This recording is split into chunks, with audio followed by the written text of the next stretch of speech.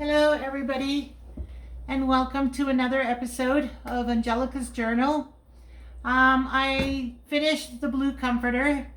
I will show you the reveal, and I started in on the white one. Just with the white one, I'm running into more issues, and I will show that to you. I hope everybody's doing well. Thank you for visiting, and let's show you the reveal. I absolutely love the way it turned out. Are you ready? And there we go. The trim and the buttons. I love it. It almost looks like a really warm sweater. Just because of these buttons. They don't actually open, like they're sewed in just to hold down this flap. But to me, it just looks like a really warm, like a woolly sweater, like a knitted sweater. And then the trim turned out really well. I had a lot of problems with it. After I turned off the camera, I did thread the needle and continued sewing. And yeah, there was a little friction, but I was doing good, and it went all the way to here. Then I hit the reverse button so it would reverse stitch, and guess what happened?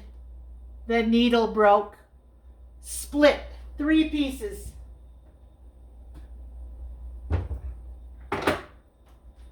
I don't know if you can see,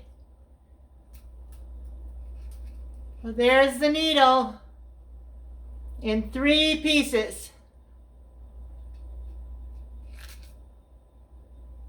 It broke. And I'm like, no, I need a break from this. I was so stressing. So I took a break. I think I had dinner. Or while I was making dinner, I found out that there's 5 different sizes of needles. I pulled out my sewing machine manual. I should have opened this beforehand. Changing the needle, page 22. So I go to page 22, and I'm like, okay, this doesn't tell me anything. It just shows me how to change the needle. Where did I go to first? Matching needle fabric thread. Was that it? Page 34? No, I thought it was 32. Reverse sewing, removing, cutting. No, maybe it was 34. Okay, this is something. Yeah, it was 34. So this is something new I learned. As I told you, I am not a professional. I don't sew a lot. But look what it says. Can you read that? There are 5 different sizes of needles, and they explain it. So a 911 is for thin fabrics, cotton, silk, muslin, polyester, shirts and blouses. Then there's 1114.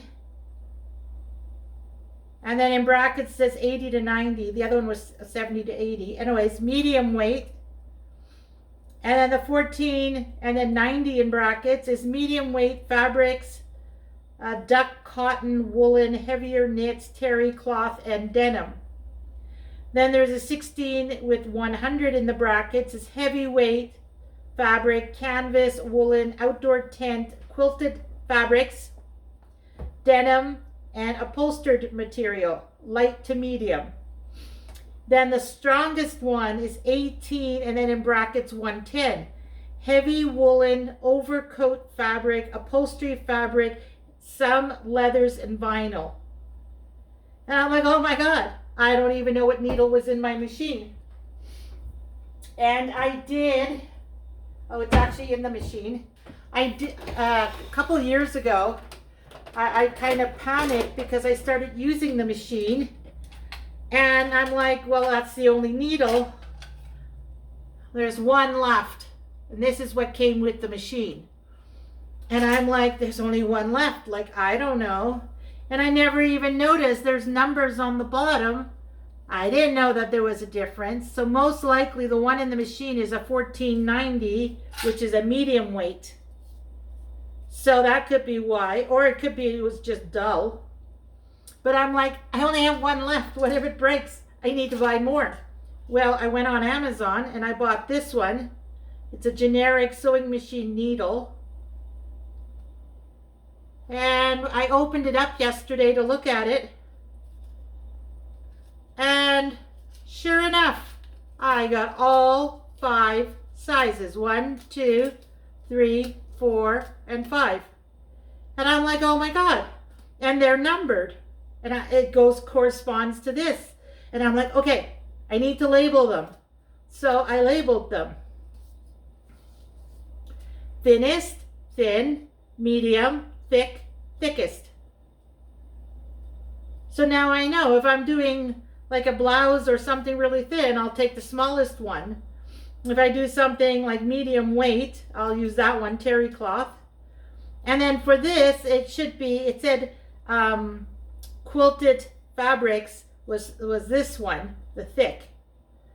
But then this one is even heavier duty, some leathers and vinyls, upholstery fabric, overcoat fabric. And I'm thinking, well, this is not just plain quilting. This is more like an overcoat, like it's really thick. And so I took the thickest needle and I stuck it in there. And I was able to, like, it stopped right there, so it's not much. But what I did was I went down this way with the sewing needle. And it did it. And I'm like, okay. So then I did the other side. No problem at all. I'm like, this is cool.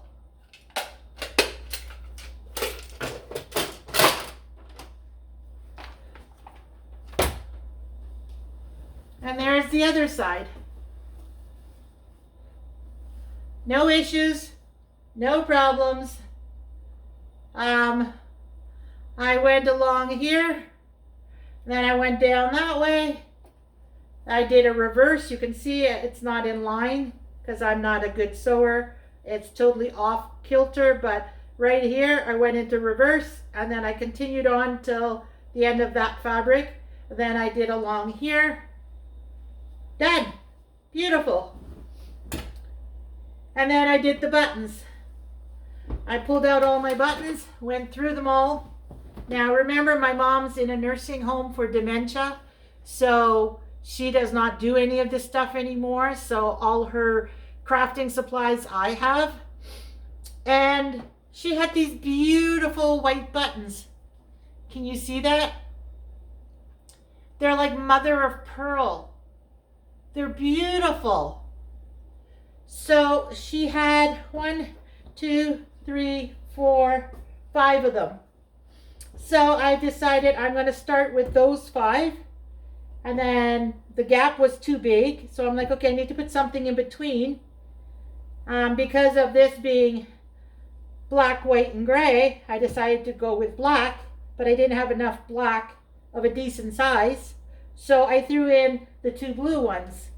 Now these blue ones are from a sweater I had when I was a teenager. My mom really did keep everything. I had a blue thick knitted sweater and these were the buttons on it. She only had 2 though. And the blanket's blue, so I figured that'll go. And then for the black, I got 4 of them. And which are the 2? I think it's the 2 on this side. Yeah. So they have insignia, not insignia, but like brand name on them. So that one says Guess Jeans. Can you see that? And then this one is probably the backup from my spring coat, my raincoat.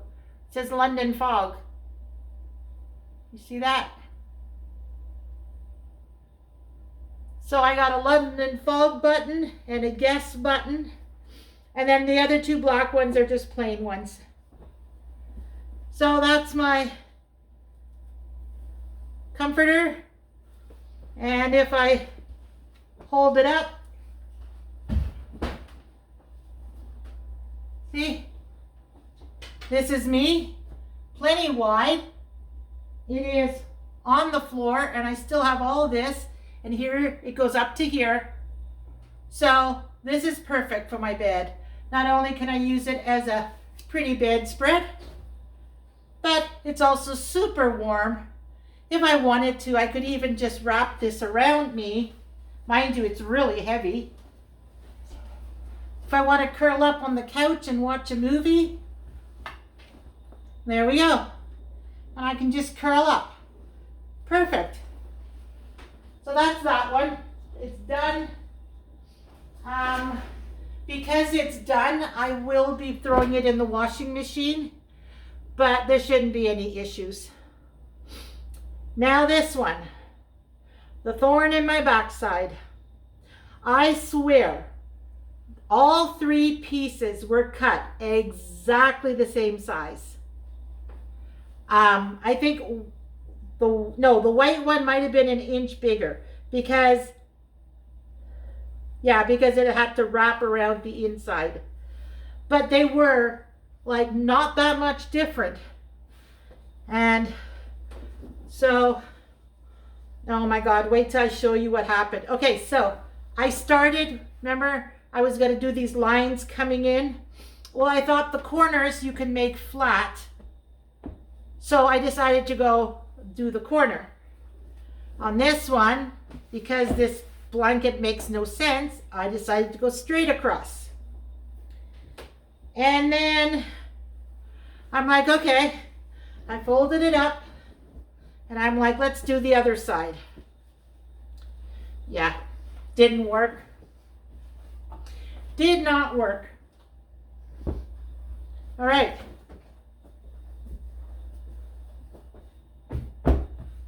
Wrinkle right there. A huge wrinkle on the inner blanket. Look at this. Can you see that bump? And it goes all the way out here. This, like, oh yeah, this is the side I sewed crooked. I kind of went in and then back out. So there's this extra material. This is the problem. What I was tempted to do yesterday was just to open that up, unstitch this, and then because this side is good, straighten it out and just do a stitching going across. Then fold it and do another one. But I would have to open this side all the way up to here. And I'm like, no, it's not worth it. It's an upcycled blanket that only I'm going to use. So I decided, leave it all messed up. I was trying to do the curve here, and then that's when I discovered, look at this bunching here, and here, and then over here, was it this side? Or was it this side? No, this side is good. It's these two that are no good. Where was it? Let me show you. I'm sure it was this side. It actually separated on the inside.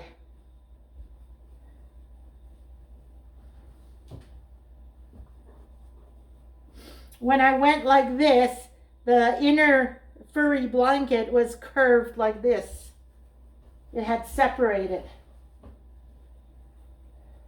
Here it is, right here. No, that's not it. I know it was here somewhere.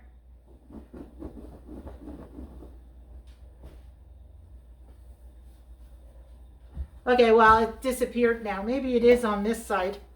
But this was the good side.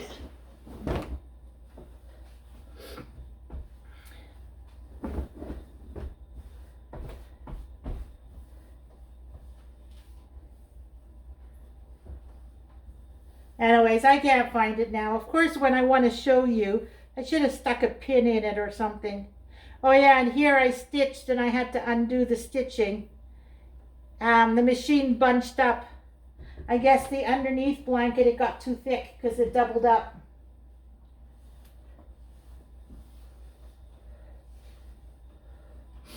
Anyways, I don't know where it is.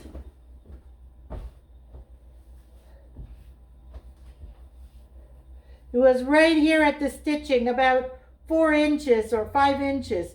It separated from the stitching.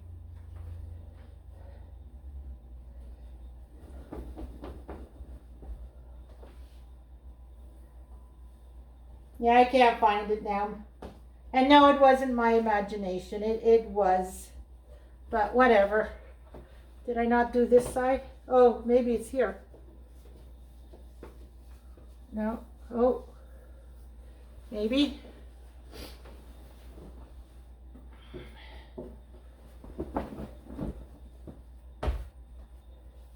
No, this side's good. This is the good side.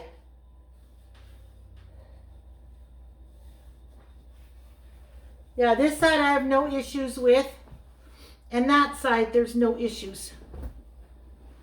It all happened on this side. So anyways, there you go. See here? I stitched inwards.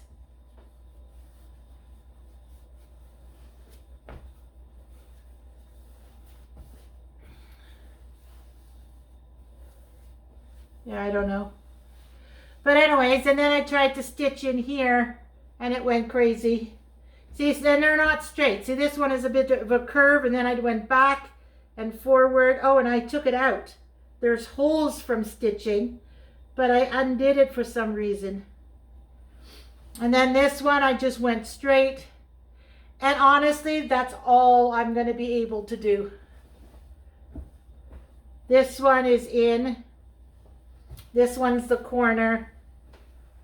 And honestly, I'm just going to have to like shake it like that.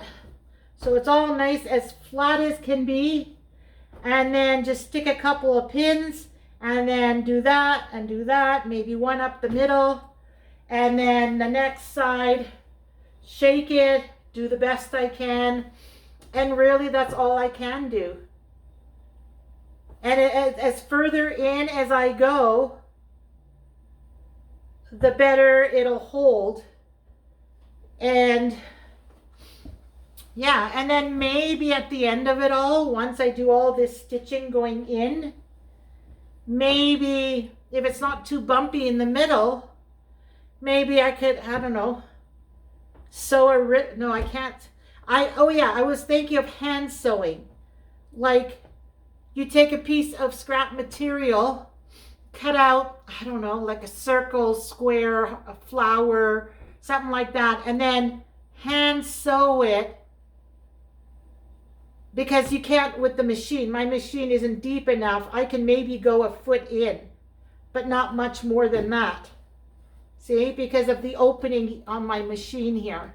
It's not a very big opening, right? It's just a small sewing machine. My mom's probably could do more, but even hers, there's only a limited amount of space in here. So I can't go too far in. So anything you do in the middle has to be hand sewn. So who knows? Maybe I'll put some cut out fabric, you know, even if it's just like a little square here, a circle here, maybe a flower, a 5-petal flower, I don't know, a heart, just things like that. Even a happy face from the circle. I could just take 2 small buttons, do the eyes, and then with cotton embroidery floss, I could do a smile. Or I could do it on the circle before sewing the circle on even. But yeah, this is just going to be odds and ends scrap. And it is very frustrating. This will take me probably, I don't know, maybe a week or 2, just because it is so stressful. But at the end of the day, it is still very warm. It's very thick. And it's not something you'd ever want to sleep on top of because of these bumps. But if you're under it, you won't feel the bumps. So I am not going to do any sewing on it on camera because, as you saw on Monday, I really got stressed out. But if I do more sewing projects, I will learn more, and I'm never going to be working with a furry blanket like this one again. This one was so slippery. Like, I struggled just sewing the outer, as you can tell, all the mistakes I made. But at the end of the day, it's still a warm blanket. It's still going to keep you warm. You don't have to spend money. It's material I had, or that was given to me. So I will leave it at that. I just wanted to show you the results and let you know my struggles. And just so you're aware, if you decide to do something like this, by knowing what I'm going through, it then gives you an insight as to what could happen if you do it. And if you do the research to figure out how to do it without having my struggles. If not, you may not even want to try doing it. I just hated wasting that furry blanket because it really was really warm. It's just, it kept sliding off, even putting something under it. So anyways, there you go. My struggles. And I hope this helped you if you decide to do one. We will still be doing the third one, but I don't want to start another project. I'm known to start projects and never finish them, or take forever to finish them. I did a rug hooking that I designed. It took me 5 years. It should never take 5 years, but it took me 5 years. So I'm trying to focus more.